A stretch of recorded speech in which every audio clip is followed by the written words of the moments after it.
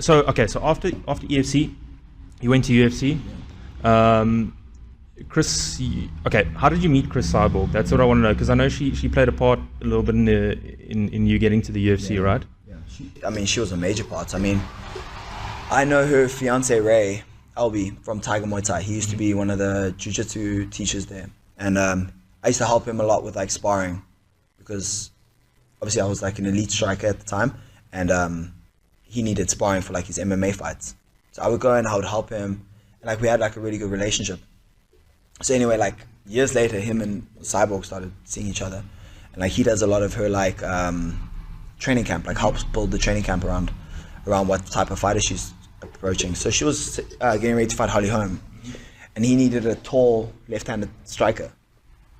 So he was like, "Hey, do you want to come out to America, and do you want to come help be Chris's sparring partner?" He knew me that I wasn't like one of those dickheads that if you spar, I'm gonna try and like hurt you, you know, like try to prove a point or anything. Like we're gonna spar, like we're gonna like learn off each other, you know. So I felt like he probably like trusted me enough that I wasn't gonna go there and try and like prove points on her and hurt her. And so yeah, man, I got that opportunity to go there, and we were actually at the time we actually are managed by the same management company now as well, but we were managed by the same manager then as well. And so when I went over, she was obviously like really impressed with me, and so she was like saying to the manager like, "Yo, this guy needs to be in the UFC. Like, how is he not in the UFC?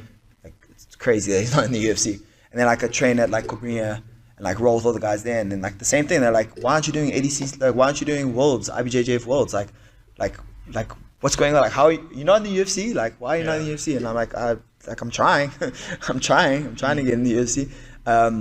So that was like kind of the response. And so Chris really pressured the UFC to sign me, because she was like, "You guys like have to sign this guy. He's good.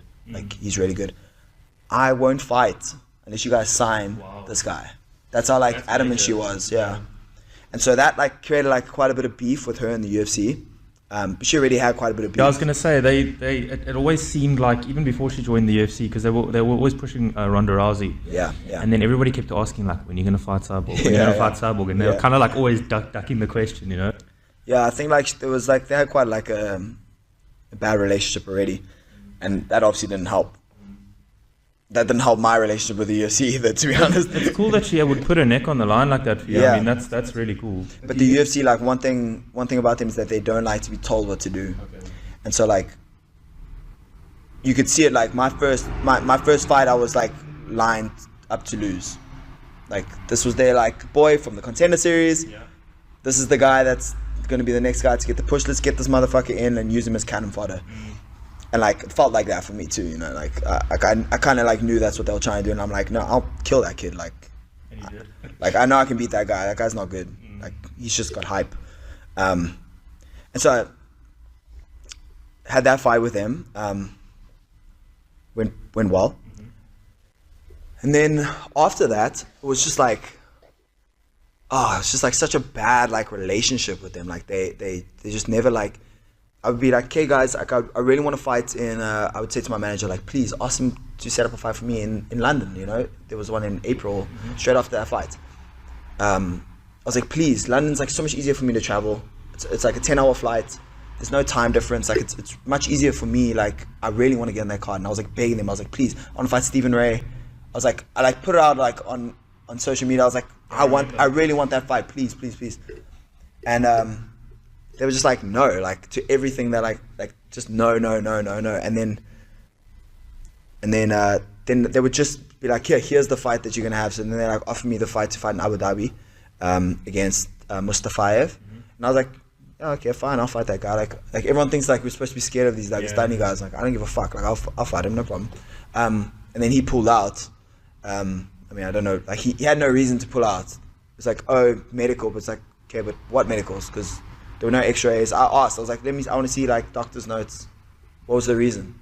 Like, And there wasn't one. there was no reason. There was literally no reason for him pulling out. He just didn't want to take the fight.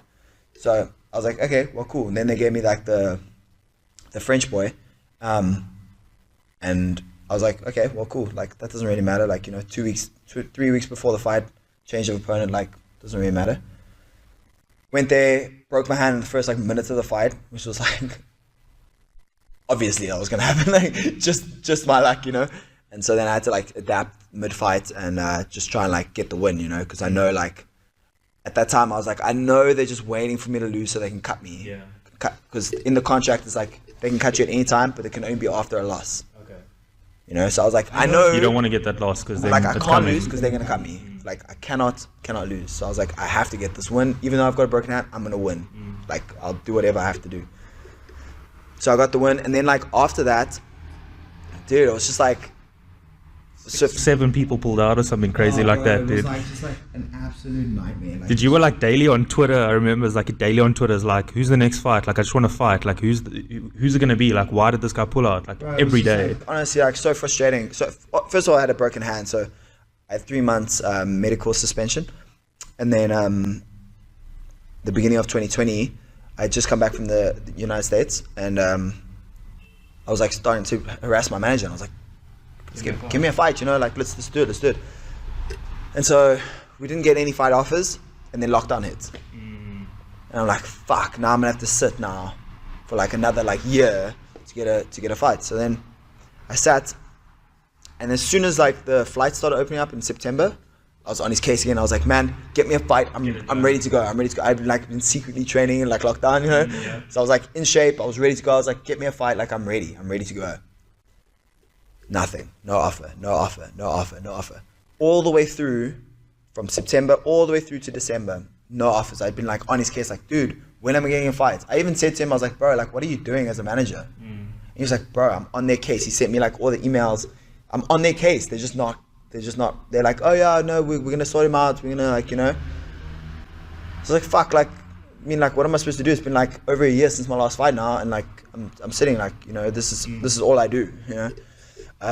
So then in January, I picked up the phone with him. I was like, dude, if I don't get a fight offer by the end of this week, tell them to take their contract, shove it up their ass, and I'll fucking go fight someone else. I can't do this. Like, I'm not that obsessed with being a UFC fighter.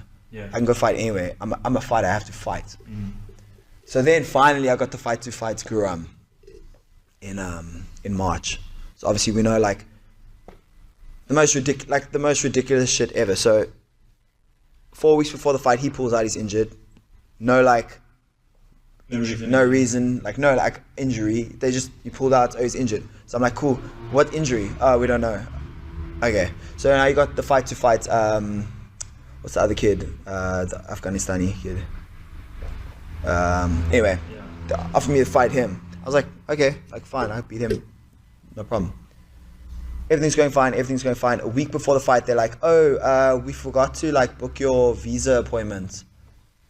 The UFC? Yeah, a week before. So now they're saying, oh, you can't get a visa appointment, so I don't know, do you want to fly to like Mexico and we can try and do it there, and then like the week of your fight? And I'm like, what? What do you mean you don't have an appointment to get my visa? Like, I've known about this fight for 10 weeks. How have you guys not done that? So then that fight got cancelled. Then I said to my manager, I was like, dude, get me the same fight. I want to fight that same motherfucker, but just get it. When he's ready, I'll fight him. Like, I don't want people to be like, you pulled out, or it was like you, any or bullshit. I'm like, I want the same fight. So then they arranged to get the same fight for July of 2021. 4 weeks before the fight, pulls out again, just like the last time. I'm like, now what? Oh, it's the same injury, like. which is what? Because they didn't even tell you the first time. Oh, it's the same injury. I'm like, okay, well, cool. Undisclosed injury. Undisclosed. Yeah, it's always like that, and it's like, okay, well, cool. Can you guys give me a replacement? No one's gonna be able to replace him at this time. Like, da-da-da. So I'm like, okay, well, like, now what? Oh, we'll just reschedule you for another fight. And I was like, oh man, I'm done, bro. Like at that point, I was like, dude, I'm just done. I'm just done with like this, with all of this shit. I'm just like done. Like, I'm done with it. So anyway, like, then we parted ways with the UFC. It was like a lot of like back and forth. And How easy is it to part ways with them in that it's a instance? shit show. Like, it's an absolute shit show. Like, it's a shit show. So they want to basically keep you around, but they're not going to give you fight. At that time, it felt like that for me. I mean, I don't know if that was the case, but it felt like that for me. I was like, okay, but like, I'm wasting like my prime right now. Like, I'm in my prime. I need a fight, you know. And and like I'm just not getting fights. It's just like it's just not fair to be honest. And so we parted ways, and I said to my manager at the time, I was like, dude, it looks like that PFL, that looks like a really, really cool thing, and you fight 4 times in a year. As long as you win, obviously, you get to fight 4 times in a year. Like, maybe I can make up for the last 2-3 years, you know, and like get some fights. And so I really, really pushed to, and he was like, oh, but the season only starts like next year. I'm like, dude, just get me a fight this year, please, because it's been such a shit show, and I've had so many fights canceled, and I've done so many camps, and camps are expensive. My wife was pregnant at the time, so like, then I had my son, and it's just like I need to fight. I want to fight. So we got the fights, and then, you know, the rest is history. Like in the PFL, bro, like completely the opposite experience that I had with the UFC. Like just like super cool to deal with. Everyone like treated me like nice, properly, how it's really supposed to nice, be. you know, like I didn't feel like I was just there to like fill a card. Like, you know, I felt like I was part of like a promotion. You know, they pushed me on like social media.